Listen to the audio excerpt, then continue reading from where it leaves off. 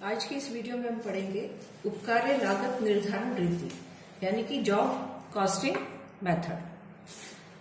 तो ये जो है वो लागत निर्धारण की एक ऐसी रीति है जिसका प्रयोग उन संस्थाओं द्वारा किया जाता है जहां उत्पादन को पूर्ण निर्मित उपकार्यों में मापा जा सके, जैसे प्रिंटिंग प्रेस, वर्कशॉप, पेंटिंग उद्योग, औजारी निर्माण उद्योग, मरम्मत कार्यशाला, रेलवे, लोकोमोटिव उद्योग, फर्नीचर उद्योग आदि।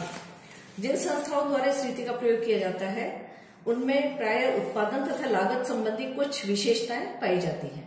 उत्पादन कार्य ग्राहकों के आदेश प्राप्त होने पर किया जाता है तथा यह आवश्यक नहीं है कि सभी उपकार्यों को एक ही विभाग में से अथवा समस्त उत्पादन विभागों में से होकर पूर्ण किया जाए।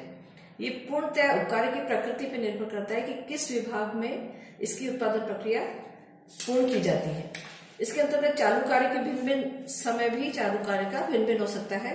इसमें लागत का संबंध उत्पादन की प्रति इकाई से नहीं होकर संपूर्ण उपकार्य की लागत से होता है, जैसे 4000 पेज छापना, एक साथ 200 इकाइयों की मरम्मत करना, 1000 मीटर कपड़ा छापना, एक मूर्ति बनाना, किसी एक कमरे में आंतरिक सजावट करना आदि। अब इसके बाद हम देखेंगे उपकार्य लागत निर्धारण रीति के उद्देश्य यानी कि objects of job costing.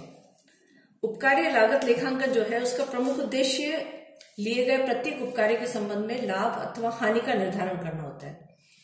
Records के आधार पर उपकार्य की लागत का अनुमान लगा के मूल्य उद्धरण यानी कि निविदा प्रस्तुत किए जाते हैं और इन अनुमानित लागतों की वास्तविक लागतों से तुलना करके लाभप्रद उपकार्य जो होते हैं उनको अलाभप्रद उपकार्यों से अलग किया जाता है।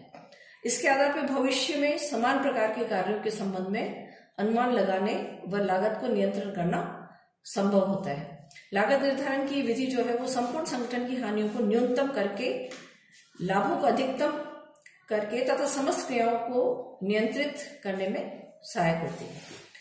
अब इसके बाद हम देखेंगे कि उपकार्य लागत निर्धारण रीति की विशेषताएं क्या है। ये जो विधि है इसका प्रयोग उन व्यवसायों में किया जाता है जहां पे वस्तुओं का उत्पादन ग्राहकों को विशिष्ट आदेशों पर किया जाता है। दूसरा है कि इसके अंतर्गत प्रत्येक उपकार्य की कुल लागत तथा उसकी लाभदायकता ज्ञात की जाती है।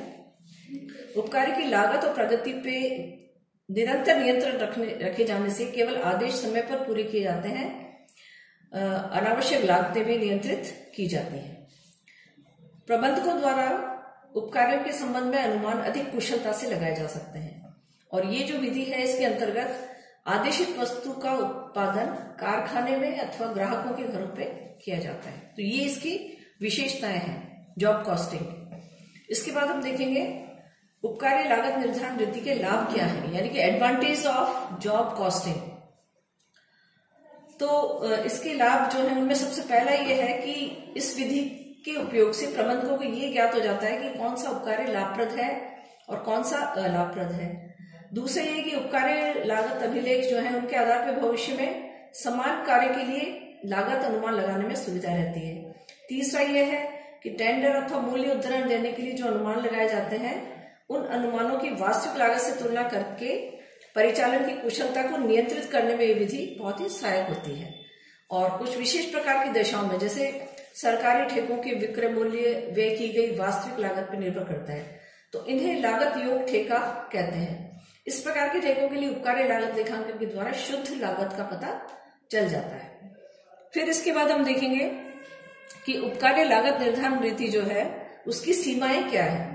Limitations of job costing. इसकी सबसे बड़ी व्यावहारिक जो परिसीमा ये है कि इस विधि में लागत का अनुमान लगाने तथा उत्पादन के डिजाइन और सूचीकरण के संबंध में लिपिकीय और कागजी कार्य बहुत अधिक होता है। तो इससे क्या होता है कि उपकार्यों की लागतों में अनावश्यक रूप से वृद्धि हो जाती है। दूसरा ये है कि उक्त दशाओं में उत्पादन और लागत नियंत्रण से संबंधित जो भी अभिलेख रखे जाते हैं वे काफी विस्तृत हो जाते हैं, लंबे हो जाते हैं। और तीसरी इसकी सीमा यह है कि भावी लागतों का अनुमान लगाने के लिए उपकार्य लागत सूचनाओं का प्रयोग उपकार्य के आकार एवं अन्य आवश्यक समायोजन करने के पश्चात ही किया जाता है। तो ये इसकी सीमाएं हैं। अब इसके बाद हम देखेंगे उपकार्य लागत निर्धारण रीति की कार्यविधि यानी कि procedure of job costing. Procedure में सबसे पहला जो है वो है कि उपकार्य आदेश संख्या, जॉब ऑर्डर नंबर, प्रत्येक आदेशित उपकार्य को अनिवार्य रूप से एक संख्या प्रदान की जानी चाहिए, क्योंकि इस विधि के अंतर्गत लागतों का संग्रहण प्रत्येक विशिष्ट आदेशित उपकार्य के अनुसार किया जाता है। दूसरा यह है उत्पादन आदेश यानी कि प्रोडक्शन ऑर्डर। उत्पादन आदेश एक लिखित आदेश होता है जो कि एक फैक्ट्री के फोरमैन को उपकार्य पर कार्य करने के संबंध में दिया जाता है।